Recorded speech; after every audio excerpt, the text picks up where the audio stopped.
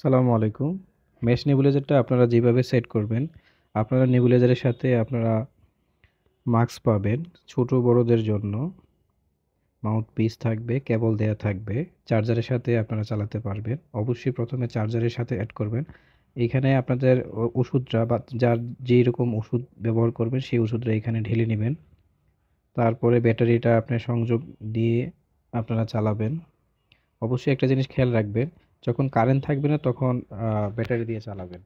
আর যখন কারেন্ট থাকবে কারেন্টে চালাবেন। এই যে দেখেন এখানে ধোঁয়া বেরোচ্ছে মানে গ্যাস বেরোচ্ছে। অলরেডি নেবুলাইজ হচ্ছে। এখানে বাটনে ১, ২, ৩ ৩টা প্রেস করলে ফ্লোটা বাড়তে থাকবে।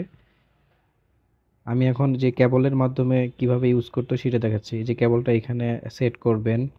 তারপরে চার্জারের মাথায় দিয়ে বিদ্যুতের লাইন দিবেন এবং প্রেস করবেন। সেম ভাবে ১, ২, ৩ দেখেন এখানে নেবুলাইজ হচ্ছে, ধোঁয়া বেরোচ্ছে। ধন্যবাদ। প্রত্যাশা সবার সাথে থাকবেন। আসসালামু আলাইকুম।